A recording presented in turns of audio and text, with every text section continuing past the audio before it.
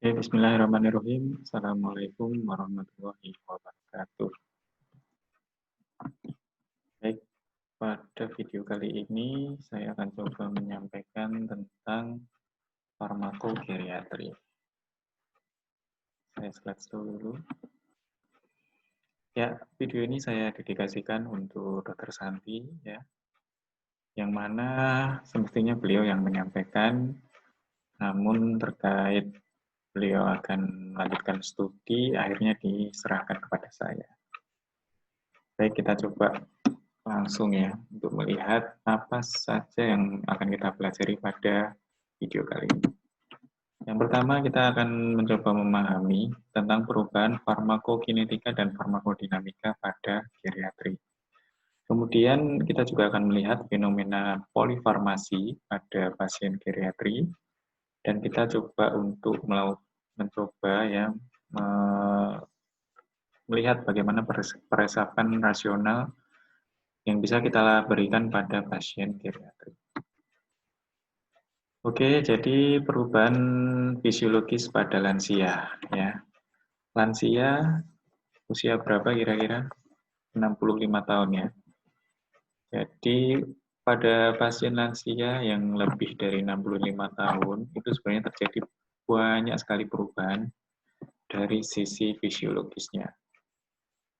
Ya, masing-masing organ bahkan mengalami masa degenerasi, yang itu akhirnya mempengaruhi dari sistem fisiologis pada masing-masing organ tersebut. Nah, di sini yang kita perlihatkan adalah yang memiliki pengaruh signifikan terhadap proses farmakokinetik maupun farmakodinamik dari suatu obat. Ya, di sini setidaknya ada 4 hal yang perlu kita amati ya. Yang pertama dari komposisi umum tubuh ya. Kita menemukan bahwasannya total cairan tubuh pada pasien lansia itu mengalami penurunan ya. Pada kondisi normal atau usia dewasa muda itu kita tahu ya, kita ingat bahwasannya komposisi total body water itu sekitar 60% dari berat badan. Nah, kemudian pada lansia kondisi itu tidak tercapai dan cenderung mengalami penurunan di bawah 60%. Kemudian juga massa otot ya, atau lean body mass. Ini sebenarnya kalau bicara lean body mass itu terdiri dari massa otot dan massa tulang. Cuman yang berkaitan dengan farmakokinetik nantinya adalah massa otot. Dan massa otot pada lansia ini juga ikut mengalami penurunan. Lain halnya dengan lemak tubuh pada lansia ya, justru mengalami kenaikan. Sehingga kalau kita sering melihat pasien lansia itu kok sepertinya makin lama makin kurus ya, semakin tua kok semakin kurus. Sebenarnya yang membuat kurus adalah massa ototnya yang berkurang ya, sedangkan massa lemak tubuhnya justru meningkat. Kemudian serum albumin diketahui juga mengalami penurunan dan serum alfa-1 acid glycoprotein mengalami kenaikan. Ini nanti hubungannya dengan distribusi obat. Kemudian di organ gastrointestinal ya itu terjadi peningkatan pH lambung. Jadi pH-nya dalam kondisi lebih tetap asam, cuman tingkat keasamannya tidak seasam ketika dalam kondisi normal. Jadi ada kenaikan sedikit di pH lambung. Kemudian pada pasien lansia juga ada masalah tentang pengosongan lambung di mana mengalami penurunan atau gastric emptying-nya berkurang sehingga lebih lama itu makanan berada di lambung, pencernaan menjadi lebih lama. Kemudian aliran darah di gastrointestinal juga mengalami penurunan. Kemudian di hepar ukuran hepar itu mengalami penurunan pada lansia. Dan juga hepatic blood flow juga mengalami penurunan. Dan terakhir pada ginjal, seperti hepar, masanya juga menurun, dan filtration rate-nya juga menurun. Oke, kita coba masuk satu-satu di farmakokinetik. Yang pertama tentang absorpsi. Jadi pada lansia itu seringkali terjadi perubahan kebiasaan makan ya. Ini berbagai macam faktor ya. Ya bisa jadi karena memang tadi terjadi degenerasi dari organ-organ yang mana itu berkaitan dengan apa ya, yang mempengaruhi seorang lansia itu untuk mau makan ya. Misalkan ya, sensoris lidahnya itu sudah berkurang sehingga dia tidak terlalu nafsu ya untuk merasakan makanan. Terus kemudian juga faktor psikologis bisa jadi ya, karena merasa kesepian ya, dia juga akhirnya ogah-ogahan makan seperti itu. Nah, perubahan kebiasaan makan ini pada akhirnya akan mempengaruhi kondisi lambungnya ya. Kemudian tadi juga sudah sempat tentang pengosongan lambungnya juga menjadi lebih lama, lagi-lagi karena degeneratif organ tadi, fungsi dari pengosongan lambungnya ikut prolong, ikut menjadi lama. Nah, kondisi-kondisi tersebut pada akhirnya memicu seseorang itu untuk kemudian mengatasi kondisi-kondisi yang diakibatkan dari perubahan kebiasaan tadi ya.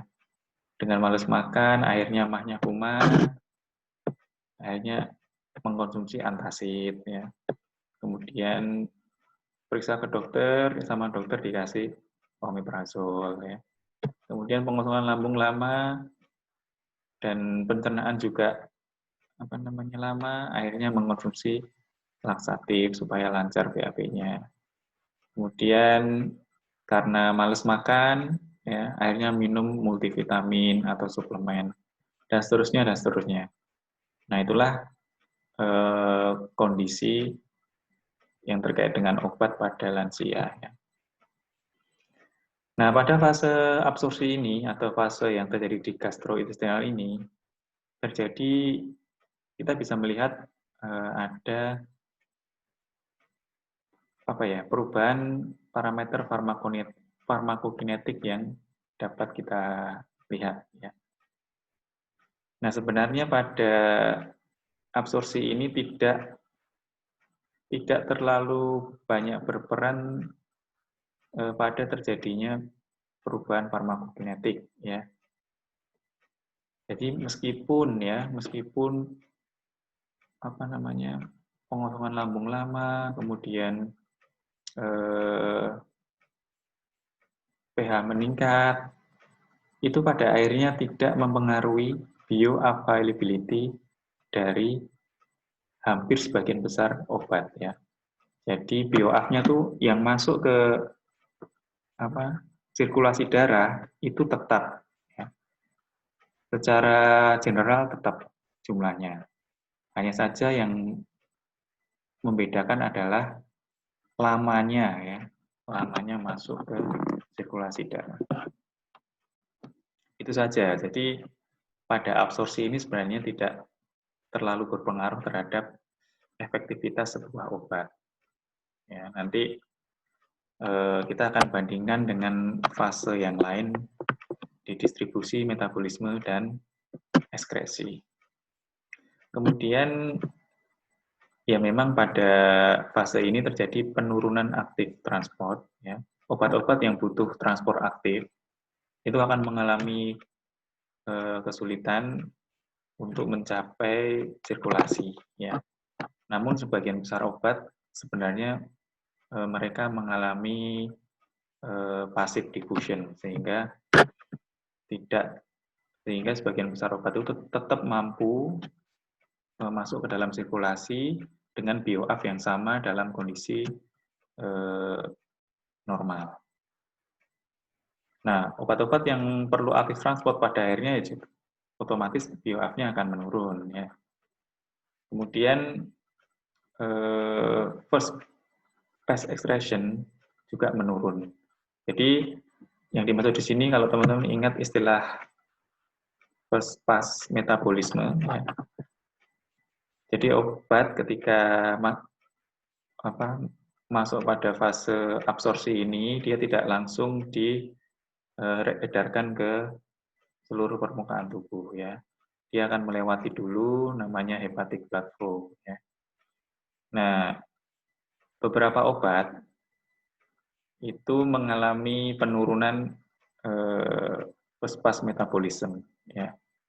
Jadi tentu saja kondisi ini justru akan meningkatkan bioavailability dari obat tersebut. Ya, yang dulunya misalkan ya, dulunya BOF-nya tinggi. Ketika atau dulunya BOF-nya rendah, ketika masuk pada fase lansia ini, dia minum obat yang sama, justru BOF-nya akan meningkat. Nah, beberapa obat, ini hanya beberapa kecil saja ya obat. Sedangkan tadi saya bilang, rata-rata obat most drug itu adalah passive diffusion. Ini nanti bisa jadi PR kalian ini untuk kemudian menemukan kira-kira obat apa saja yang masuk sebagian kecil ini ya, yang mengalami perubahan dalam hal bioavailability. Kemudian terjadinya perubahan distribusi ya, masuk ke farmakokinetik yang kedua. Nah, ini tadi massa otot dan komposisi cairan menurun, sedangkan massa lemak meningkat. Ya, itu yang terjadi secara fisiologis, perubahan fisiologis ya. Kemudian penurunan albumin serum dan peningkatan alfa-1 asid glicoprotein serum. Ini tadi juga perubahan fisiologis yang terjadi. Nah, pada akhirnya perubahan-perubahan ini akan membuat rasio obat terikat dengan obat bebas itu menjadi berubah. Jadi yang obat yang berikatan dengan plasma protein atau protein plasma binding dibandingkan dengan obat yang tidak terikat, itu rasionya jadi berubah. Ya. Sehingga dari sini kita perlu menyesuaikan dosis. Ya. Pada kondisi normal, katakanlah yang terikat dengan plasma protein itu 80%, dengan yang bebas 20%, maka pada kondisi lansia itu mengalami perubahan ya, bisa naik, bisa turun, tergantung obat itu terikat di albumin serum atau di alfa-1 asid glicoprotein ya. Nah ini, jadi massa otot, terus komposisi cairan dan massa lemak ini memengaruhi volume distribusi. Volume distribusi dari suatu obat akan menurun dan plasma konsentrasinya akan meningkat pada obat-obat yang water soluble. Ya. Obat yang water soluble itu apa aja? Nanti di slide berikutnya insya Allah ada. Kemudian volume distribution akan meningkat dan T setengah atau half life-nya suatu obat itu akan meningkat pada obat-obatan yang lipid soluble atau fat soluble. Ya. Kira-kira paham apa enggak ya ini ya? Jadi obat-obatan yang water soluble, artinya kan dia itu secara ketika masuk fase distribusi ya, dulu ketika muda itu kan komposisi airnya meningkat, normal ya, katakanlah 60% dari berat badan. Nah, komposisi cairan itu kan tidak tidak hanya, kalau kita taunya cairan itu ada di darah, ya. Tapi tidak hanya ada di situ, tapi ada di interstisial, ada kemudian di intrasel, dan lain sebagainya. Nah, pada kondisi lansia, cairan-cairan tersebut volumenya jadi berkurang. Nah, otomatis volume distribusinya pun jadi berkurang. Ya. Bisa dibayangkan ya. Nah, kemudian karena dia tidak ada yang menyebar ke cairan-cairan di kompartemen, ya, tidak ada, karena cairan di kompartemen itu mengalami penurunan volume, maka konsentrasi di plasma pada obat-obat ini justru meningkat, ya, karena di situ satu-satunya tempat untuk hinggap lah, katakanlah gitu. Ya. Nah, ketika di konsentrasi plasma ini meningkat, otomatis obat tersebut akan lebih cepat dieskresi, ya, karena dia akan ikut aliran darah, ya, yang pada akhirnya berujung ke ginjal. Begitu. Kemudian pada obat-obat lipid soluble atau yang larut lemak, itu terjadi peningkatan volume distribusi. Karena apa? Tadi, massa lemaknya meningkat.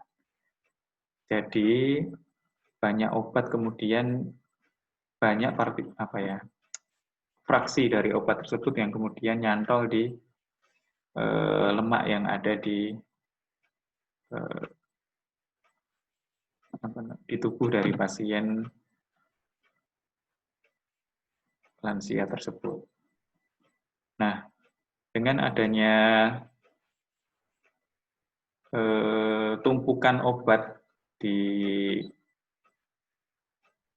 di sel-sel lemak dari pasien geriatrik tersebut, pada akhirnya akan membuat T setengahnya, ya, menjadi meningkat otomatis, ya, karena yang ada di plasma menjadi sedikit karena banyak obat yang kemudian masuk ke jaringan lemak di tubuh pasien. Nah, jaringan lemak dengan yang ada di plasma itu sebenarnya ada titik equilibriumnya, ya. Jadi ketika plasma itu berkurang, maka yang ada di jaringan lemak itu akan kemudian masuk ke plasma. Cuman ya karena kondisi pada pasien lansia ini adalah massa lemak meningkat, maka otomatis obat-obat yang larut lemak ya itu akan terdistribusi secara masif ke jaringan-jaringan lemak, sehingga meningkatkan volume distribusi.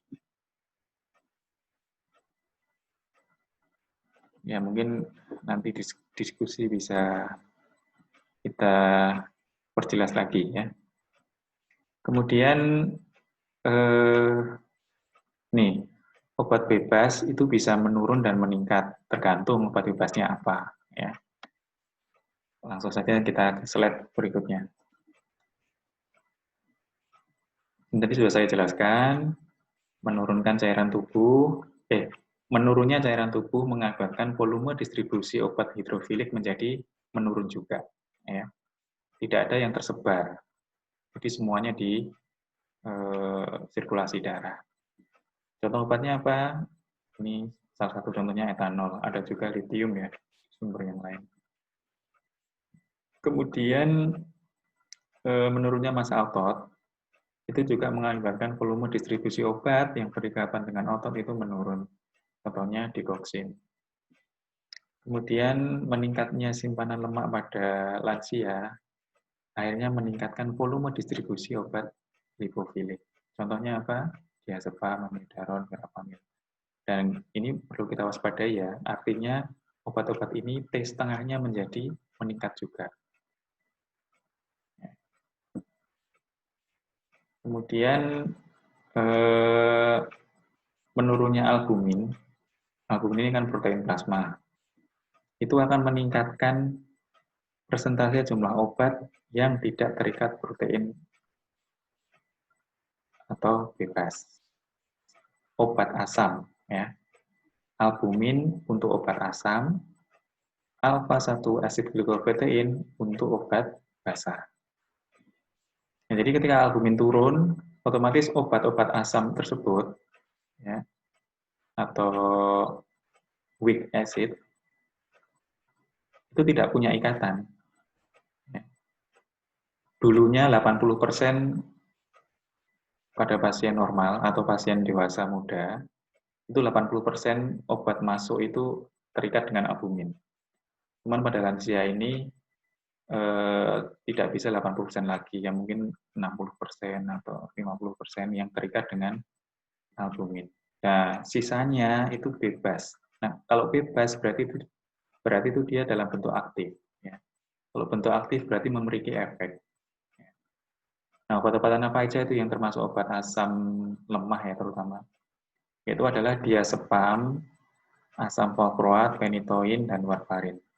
Nah, ini karena obat aktifnya dalam sirkulasi darah meningkat, maka kita perlu hati-hati dalam saat memberikan obat-obat ini. Ya, perlu kita monitor. Ini terutama warfarin ini, ya, pengencer darah ini. Kalau tidak kita hati-hati, maka akan membahayakan bagi pasien lansia.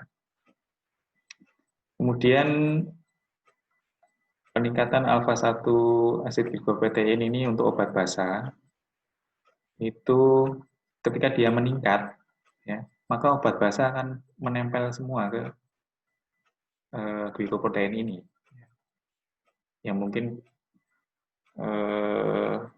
hal tersebut mengakibatkan partikel aktif yang ada di sirkulasi darah menjadi menurun. Ya. Sehingga kalau kita memberikan obat-obatan seperti ini, quinidin, propanol, nah bisa jadi perlu penyesuaian dosis menjadi lebih besar dari biasanya. Ya. Nah, berikutnya lanjut ke perubahan metabolisme. Pada pasien lansia itu seperti diketahui tadi, aliran hepatic blood flow-nya itu menurun. Hepatic blood flow menurun, kemudian massa hepar juga menurun, akhirnya mempengaruhi metabolisme. Di mana metabolisme ada dua, fase 1 dan fase 2. Nah,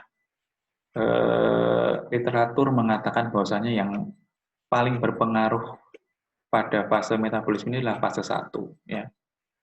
Yaitu ketika drug mengalami aktivasi pertama, ya, berupa oksidasi, reduksi, maupun hidrolisis. Ini ya.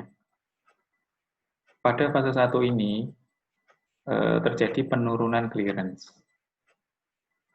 Dan otomatis kalau clearance menurun berarti T setengahnya meningkat.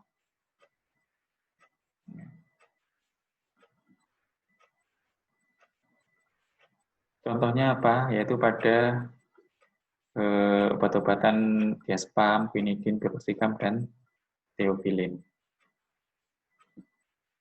Nah, pada fase 2 ini relatif tidak ada efek tertentu pada pemberian obat. Jadi,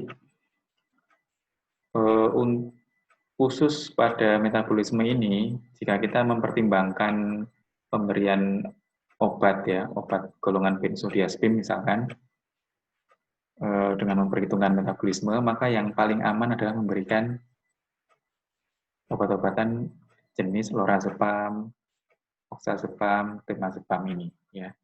Karena tidak perlu kita memikirkan penyesuaian dosis secara rinci, ya. Karena memang tidak terjadi efek berarti dikarenakan dia termasuk obat-obatan yang mengalami perubahan metabolisme berupa glukuronisasi, konjugasi, dan asidasi. Dia tidak mengalami oksidasi, hidroksilasi, dan deaktilasi, dan reduksi di fase 1. Jadi dia tuh tipe obat yang lewat rute ini ya. Rute yang atas. Nah, terakhir perubahan ekskresi. Jadi selain hepatic blood flow, renal blood flow juga menurun. Ya. Massa ginjal juga menurun, fungsinya juga menurun. Sehingga kecepatan ekskresi pada lansia juga menurun, waktu paruhnya pun akhirnya memanjang. Ya. Waktu paruh memanjang mengakibatkan terjadinya akumulasi obat lebih lama di dalam tubuh, sehingga hal tersebut memungkinkan terjadinya toksisitas. Nah, untuk ini yang mungkin paling paling dari 4 fase tadi, ADME, ini kemudian yang seringkali terjadi, ya, seringkali menimbulkan toksisitas obat pada pasien lansia, sehingga kita perlu menyesuaikan dosis obat-obatan untuk pasien geriatri dengan menggunakan rumus yang mengkaitkan tentang clearance kreatinin. Ya, rumusnya seperti ini. Ini sebenarnya ada kalkulatornya. Kalau teman-teman bingung atau sering lupa ya ketika praktek, ya tinggal buka saja di web, cari clearance creatinine equation, nanti ada web ataupun ada aplikasi yang kita tinggal memasukkan angka-angka saja, sehingga muncul hasilnya clearance creatinine berapa. Nah, ini untuk pria ya, untuk wanita dikali 0,85. Ini nilai normalnya, laki-laki sekian, wanita sekian. Nah, untuk menyesuaikan obatnya setelah kita dapat clearance-nya, kita masukkan di rumus yang bawah ini. G sama dengan 1 kurangi F. Atau 1 kurangi clearance kreatinin pada geriatri, hasil yang kita dapat dari perhitungan ini, dibagi dengan clearance kreatinin pada dewasa. Ya. Sehingga dosis penyesuaian geriatrinya menjadi angka yang kita dapat sini dikali dosis harian dewasa. Ya. Seru ini kayaknya ya, buat ujian. Nah, last but not least ya, ini tadi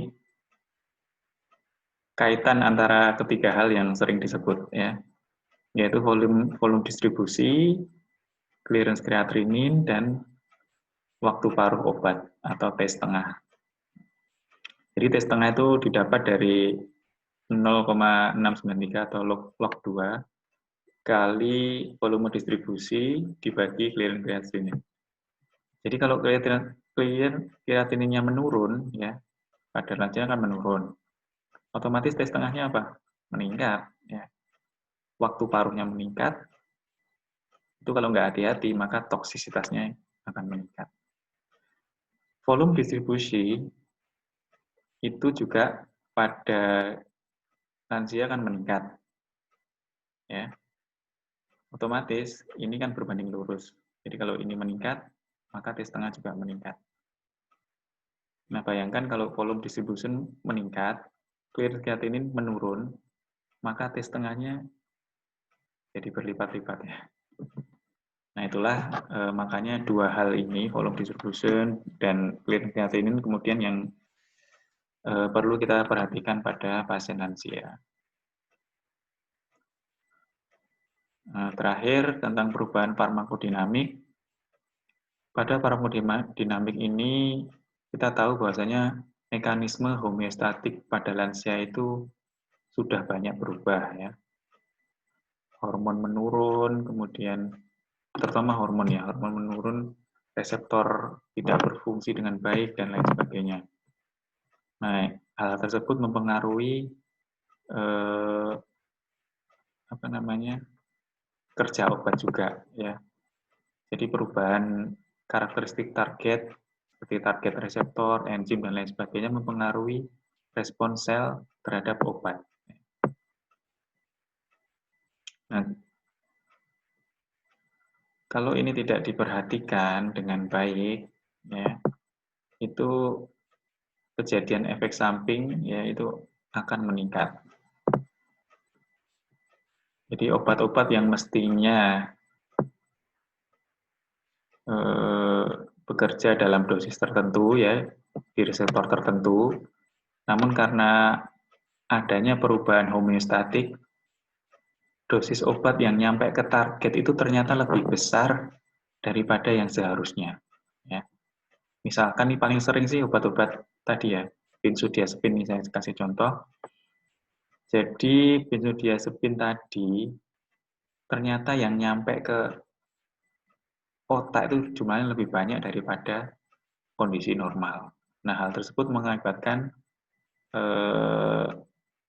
kalau tidak diwaspadai, maka efek dari benzodiazepin yang tidak kita inginkan itu terjadi pada pasien lansia. Begitu juga dengan analgetik narkotik atau opioid ya. Nah, pada obat-obat seperti ini, kalau kita sudah tahu jalan ceritanya, maka sebenarnya dengan penggunaan yang wise atau yang bijaksana, menempatkan dosis itu mungkin lebih rendah daripada orang dewasa muda atau dosis normal lah dikasih ya kepada pasien lansia itu sudah cukup untuk menimbulkan efek yang diharapkan. Jadi jangan berpikir bahwasanya obat-obatan benzodiazepin dan analgetik ini perlu dosis yang besar supaya tercapai efek yang diinginkan. Ya. Kemudian literatur juga mengatakan bahwasanya sensitivitas reseptor adrenergik itu salah satu yang menurun. Sehingga penggunaan obat-obatan beta blocker pada pasien-pasien hipertensi itu kurang efektif diberikan pada pasien lansia. Jadi perlu diberikan obat selain beta blocker. Ya. Kemudian kontrol mekanisme koagulasi pada lansia itu menurun. Sehingga antikoagulan jika diberikan harus hati-hati. Karena kemungkinan antikoagulan itu akan lebih poten jika diberikan pada usia 65 tahun ke atas. Lagi-lagi ini karena hemostatik yang berubah. Oke, mungkin sedikit itu dulu ya tentang perubahan farmakodinamik. Karena memang literaturnya juga ini menjadi PR para peneliti ya untuk kemudian meneliti lebih jauh ya. Literaturnya masih tidak sebanyak farmakokinetik tadi. Ya, sekian dulu dari saya. Insya Allah akan bersambung ke video berikutnya. Ini sengaja saya bagi dua supaya tidak capek dalam mengikuti ya. Dan saya juga tidak capek dalam menyampaikan. Baik, sebentar lagi kita akan melihat video yang kedua. Saya tutup dulu. Assalamualaikum warahmatullahi wabarakatuh.